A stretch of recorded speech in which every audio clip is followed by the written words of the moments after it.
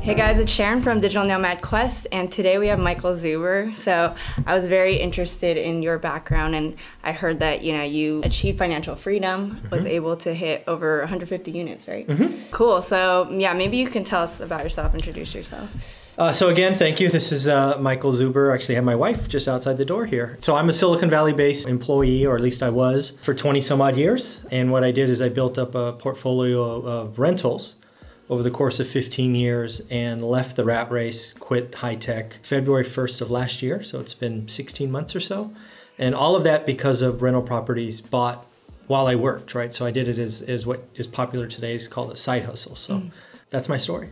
Awesome. So why did you choose real estate investment out of everything? I'm interested in it too. I've been also building like passive income online businesses, but this is something I want to do as well, but maybe you can tell us about it. Yeah, so my story began on my 30th birthday, which is closer to 2 decades ago than not, so I'm older. But when I was 30, a book came along in my possession called Rich Dad, Poor Dad. And it's the only book I've ever read cover to cover 5 times because it wasn't a great book, right? It's not written really well, right? Yeah, there's grammatical errors and all of that. But it had enough concepts that shook me, that caused me to like go, I have to read that again because I wasn't sure I understood it. And a couple of them were, basically there is this thing called the rat race. And nobody in my family or anybody had ever even hinted at something like that, right? I was doing what my family called successful. Right, I'm the only college graduate in my family. I'm the only one with an MBA. I was making 6 figures in my 20s, far more than anybody else in my family. Right, I was paying more taxes than most of the people in my family make in income. So I was the successful one. And then this book sort of shook me and goes, "You're in a rat race. You're just making more money. You're spending more money. What are you doing, silly?" And then of course it talks about the condo they bought.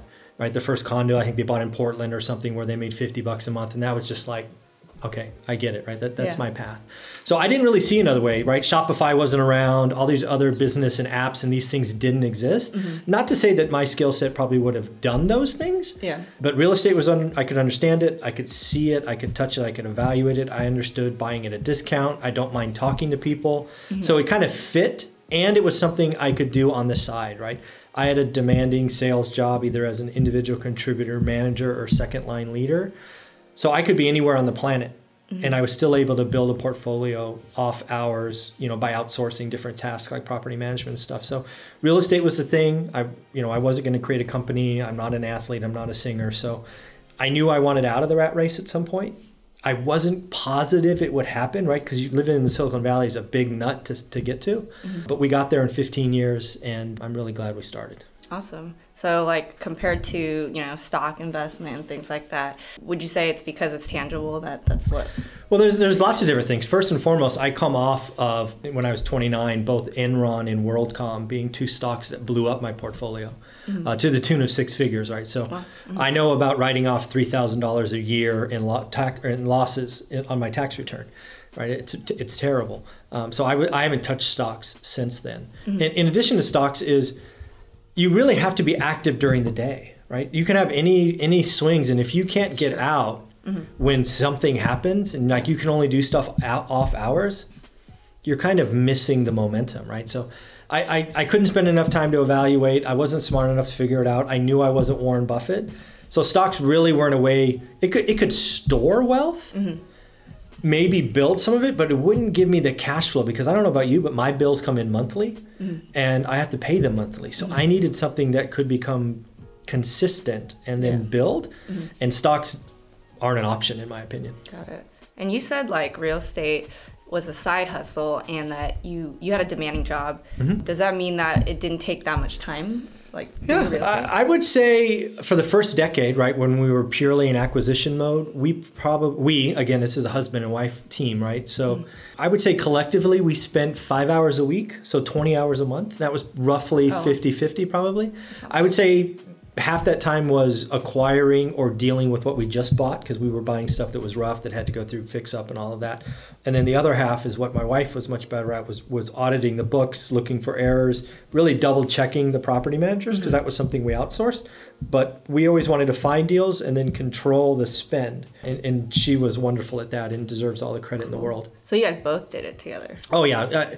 I fully recommend if you are in a committed relationship, that you and your significant other sit down and go, do we want to do this? Because real estate, I promise you, will have bad days. Yeah. Right. I write about our first property we ever bought in the book called One Rental at a Time. And I promise you, most people, if you're not committed, would not have bought a second property. Right. So this story starts with us spending a year looking for something. We find something, we buy it, we stick a tenant in, we celebrate. Right. It's working. Right. We're now rich dad, poor dad because we have a house. Unfortunately, after 2 weeks, the wife leaves. The husband decides to start drinking and never pays rent again. And this is California, so that's 60 days to get him out. So again, think about that, right? So we spend a year, we finally find something, we buy it, we celebrate, we never get another month of rent. We spend 3 months getting him out, and then we spend 15 grand after he leaves, right? How many people would do that and do another one? Yeah. And Olivia deserves huge credit for doing that. And that's why I think you have to be on board with your significant other, because I truly hope it doesn't happen to you in your first investment, but it will happen if you do this long enough, and you've got to be on the same page or you're asking for trouble. Yeah, definitely. And let's back up. So how did you choose Fresno out of all neighborhoods? That's a good question. So in fairness, if you rewind our story to just finishing Rich Dad, Poor Dad, I probably consumed dozens of books by then. And all the books I read at the time said invest in your backyard, right? Which, the books say 30 minutes from your home. So I talk about spending a year looking, and we spent every Sunday for 52 weeks in a row looking in the Bay Area for cash flow rentals. And keep in mind, this is 2003, right? So it's impossible then, let alone 2019. So it forced us to decide. So I remember sitting around the kitchen table and I'm going, okay, Olivia, what do you want to do? We can either go out of state, look at Texas at the time was hot, and Vegas was hot again, 2002, 2003. Or we can pull out a California map and see what else makes sense. So we decided that we were type A, and also I traveled for a living. So the last thing I wanted to do was get on an airplane to see my rentals. So I'm like, out of state's out of the question. Okay. So we pulled out the California map and started drawing circles. And Fresno was the first large market. At the time, it was about 800,000 people. That made sense, right? We could buy a $100,000 house that would rent for $1,000, which is the 1% rule. Yeah. So that's why Fresno. It was only after we looked in our backyard, and our backyard didn't make sense. Okay. Did you look on like Redfin or what kind of sites did They didn't exist. Oh, wow. Okay. Let's not forget how old I am. How did you do it then? It was actually just a California map, and then whatever the equivalent of Realtor.com was back in the day. But there was also agents just putting out stuff on the web. So I actually found a local agent that put out a screen of the MLS, and I used that, sort of a client login kind of thing. So that's what we used back then. And then I would have agents actually email me my search criteria, like actual paper, email that I'd have to print. So it was definitely a different time. Yeah, that's interesting. And okay, so I know Fresno has like a decent amount of crime, right? So were you guys worried about that at all? So we certainly looked at that, but if you break down Fresno into sort of its submarkets, it definitely is dominated in certain areas, right? There is certainly back in 2003, it was far more gang related in what's called the West Side. So guess what? We ignored the West Side, right? There are actually very nice sort of middle income, what in the Bay Area we would call Sunnyvale. There are many places in Fresno like Sunnyvale, right? Oh, okay. Bread and butter, 2-bedroom, 2-bath, 1-story cottages built in the 50s, and that's where we focused. Okay, interesting. Okay, so how did you, I guess, learn about the best and worst areas in Fresno? You need to network, you need to ask people, you need to double check and cross check people. That's something we did a really good job of. So I was in sales, so I set up a personal goal of meeting 2 people a week for a long time. So I did that for almost 10 years.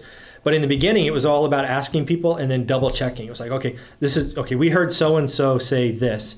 All right, so take that piece of data and double check it with them and then, you start driving around. And again, we went probably 3 times a month for several years, what now is called driving for dollars, just to figure out neighborhoods. We started really, really small, right? We're talking probably 20 square blocks is where we started, right? Trying to learn, and you can drive that in an afternoon.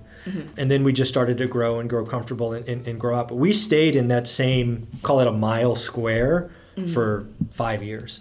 right before we started feeling comfortable going elsewhere. Okay. So mainly it was like go to the location, meet people, figure it out that way, not like online or anything. No. Well, online, I mean, what you have today with Zillow and Google Maps and Street Views, that stuff didn't exist. That's true. Come on now. but still, even with those tools, it would still be hard to gauge, right? I believe there's a bunch of people using that stuff today as a crutch, and they are making horrible decisions. Oh, really? Okay. Horrible decisions. Okay. If you want to start there and go and pull out a map and color code it and go, okay, I'm going to look here. If you don't get your butt on the ground and actually go see it, you're going to get taken. Yeah. Because I can tell you, I've been to these other cities in Cleveland and these other markets where if you like are half a block away, I mean, it's like you go across that stop sign. Yeah. I mean, you're getting shootings every night, and you can't tell that stuff on when you just look. Yeah, they all look the same, right? They're all 50-year-old houses. You're cute. Yeah. You get off your butt, get on the ground, and again, there's a lot of people doing turnkey investments in the center of the U.S. and some now in the South that are taking advantage of California investors who are being lazy, right? I don't want to go to Cleveland. I don't want to go to Detroit. But I'm willing to put my money there? Oh, bad. Yeah, you have to go, huh? And I'm actually thinking about investing in Fresno too. I mean, after, heard your talk, I'm looking for like a cheaper first project. And then I do have a place in Antioch, but my parents kind of guided me through the whole thing. I just put my money in it.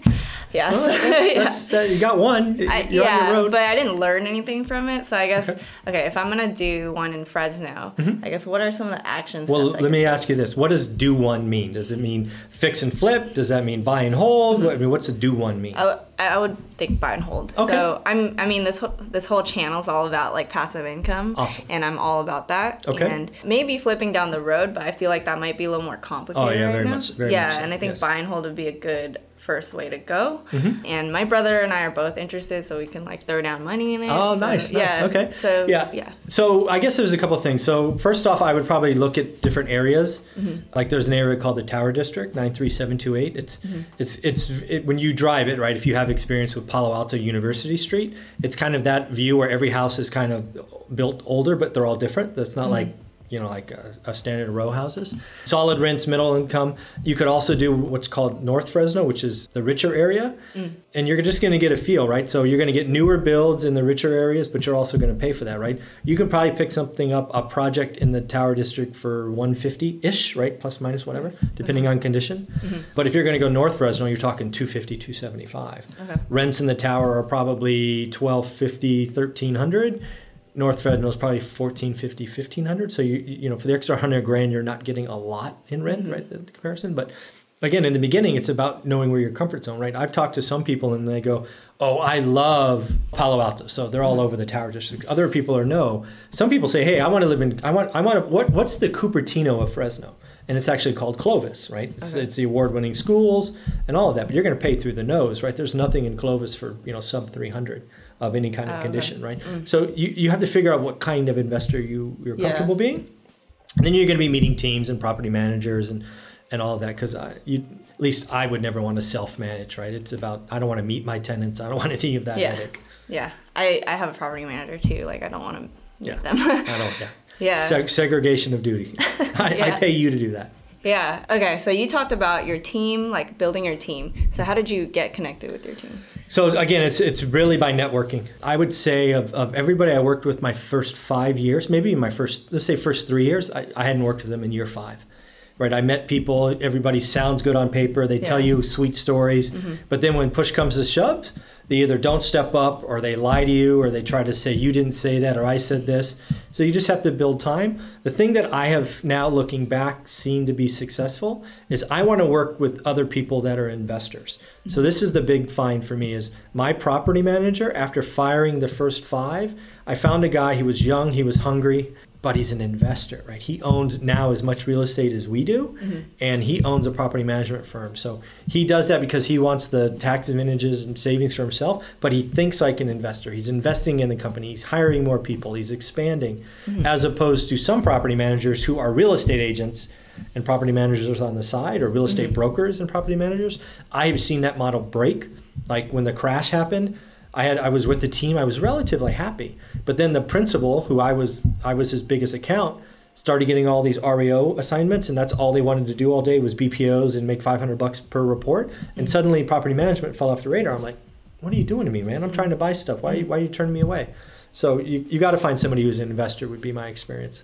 So, I mean, if they are an investor, what would stop them from like just doing it all themselves? And like, kind of there's so many deals out there. No, yeah, that's a whole scarcity versus abundance mentality. It's like a mindset thing. Yeah, it's a mindset thing. I mean, why do I talk about Fresno with everybody who asks? It's because I want everybody to be successful in lots of deals, right? Yeah. If you're talking to, well, first off, the guy wouldn't be a property manager and look to get more units if he could do all the deals himself. Sure. Right? Some people act that way. There are companies in Fresno that are between 5 and 1,000 doors that are all owned by the principal. They do it simply as a tax shelter.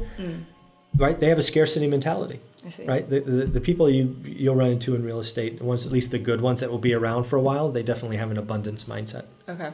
In terms of your team, do you only really need like a property manager when it comes to buy and hold?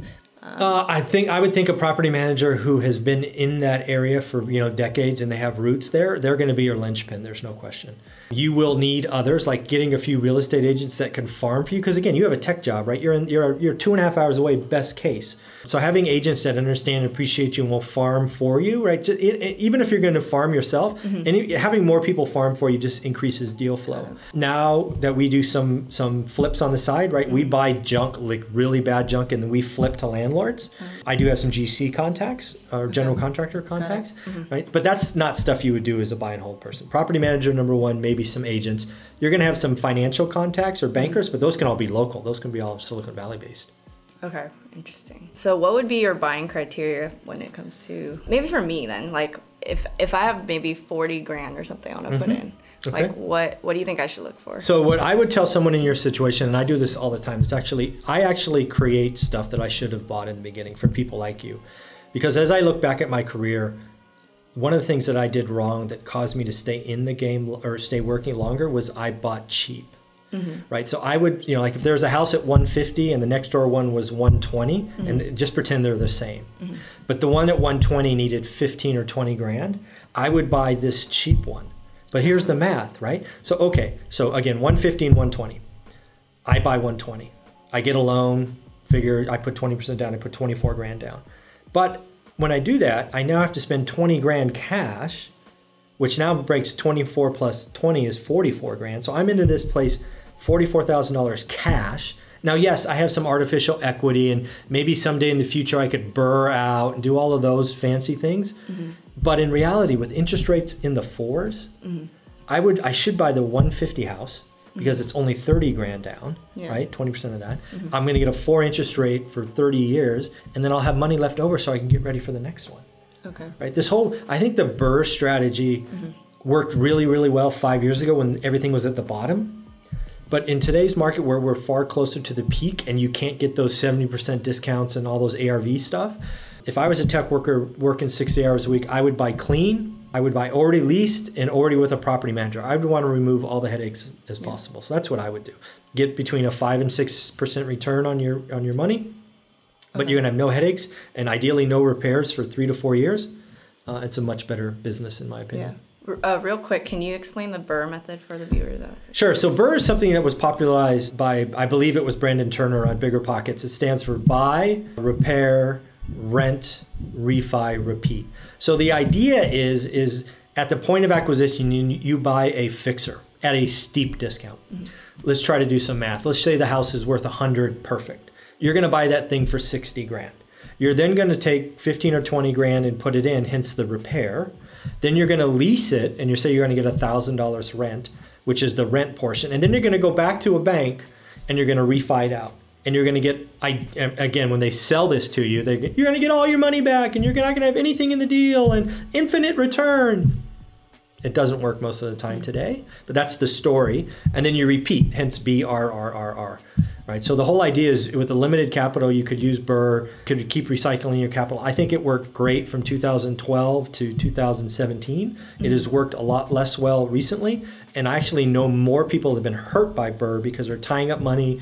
They're using hard money because they're buying stuff that banks won't lend on. And then they're tying up capital at 10% or 12%, and they just can't get their money out because it's a very different market today. So you don't recommend it? Well, again, I've used Burr. I still use Burr today, but I have more time, right? I have more relationships. Is it possible? Absolutely.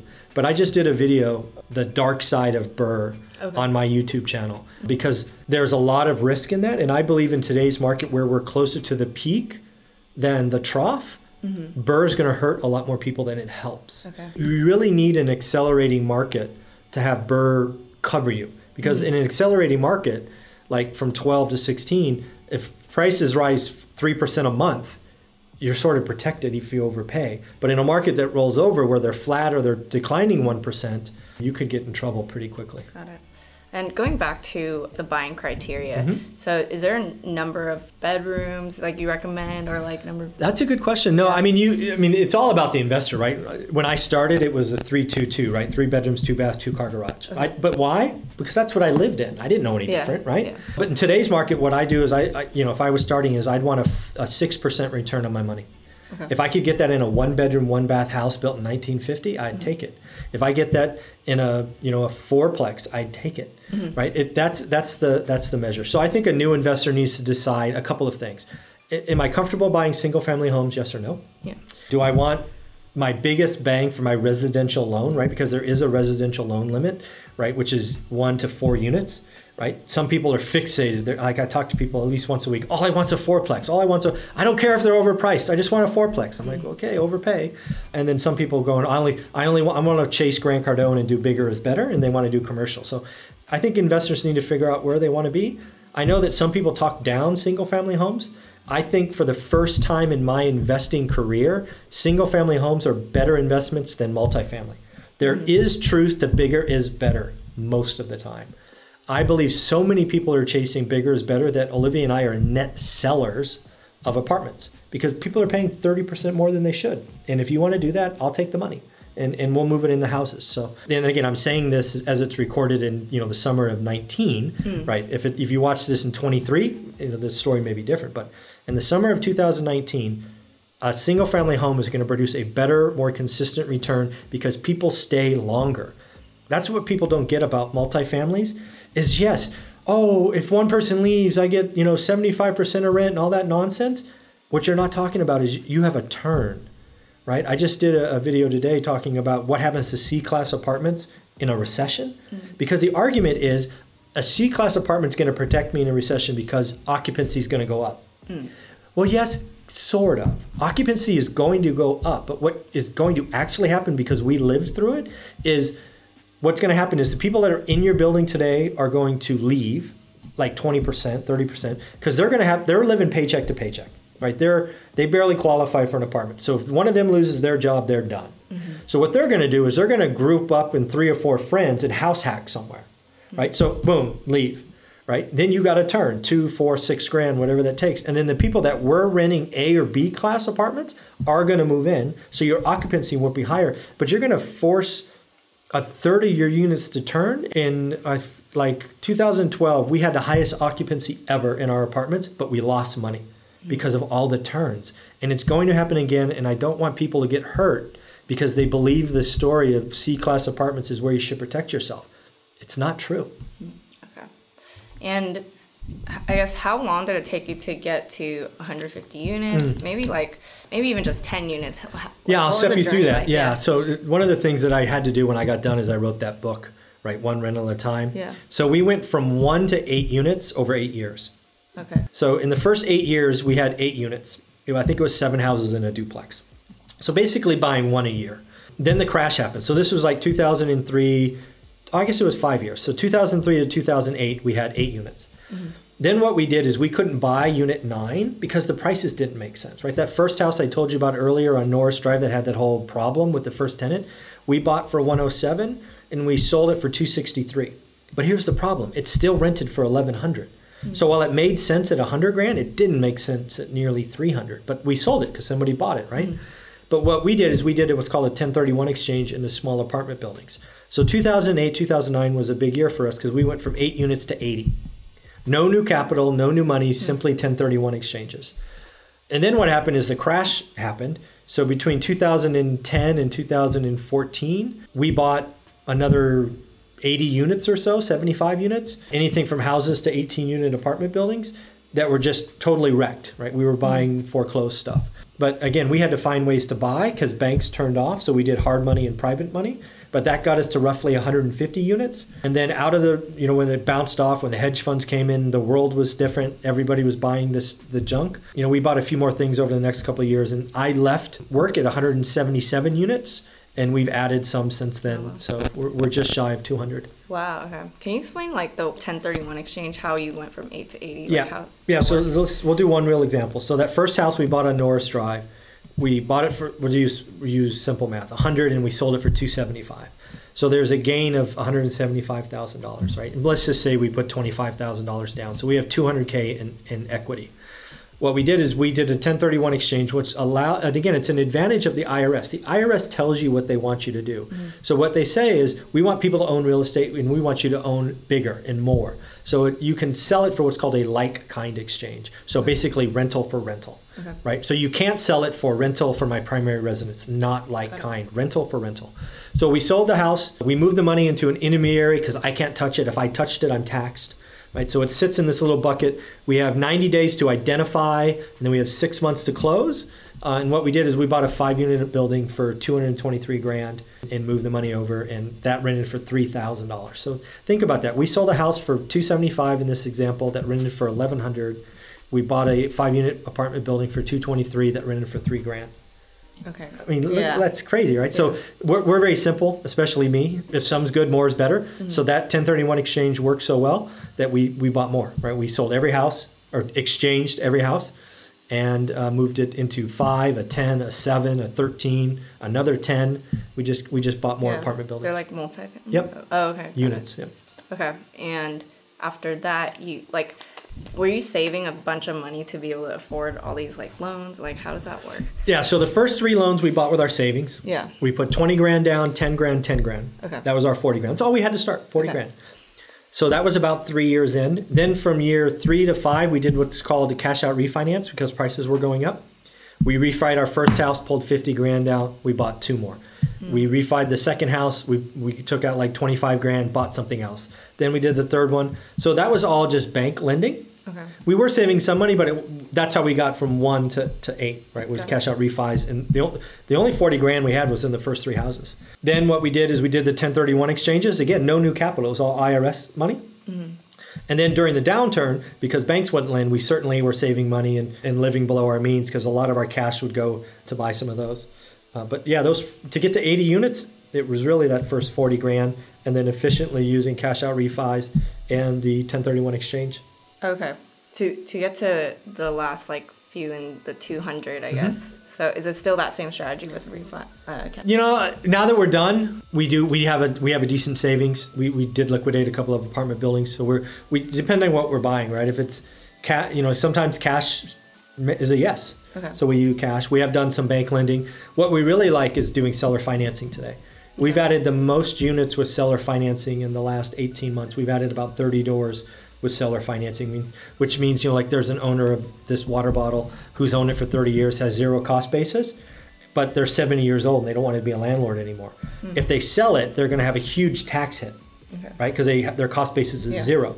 But if they do a seller financing on what's called an installment loan, they can sell it to me. Maybe they take $20,000, so they have a little tax hit on the $20,000, and then I give them a $500 payment every month. Mm-hmm. So I'm spending a lot of time trying to do seller financing today because I can get them for less down. I can control the interest rate. I have no problem dealing with tenants because most of these older stuff have deferred maintenance and their tenants are renting below market. So I can deal with that stuff, but I really like seller financing today. Okay. Yeah, it's crazy to me that you can scale to that many, and I didn't think that was possible with just you start with your own money, but then you probably use different strategies to get there, right? Yeah, you certainly can. And I'm not the only one. I've met many people over time. And I remember sitting on airplanes at 30,000 feet when we had 5 units or 10 units or 13 units going, when is this going to turn around? This little drip, right? Mm-hmm. I can't live on $100. What the heck? What the heck? I can't live on $300. What the heck? What the heck?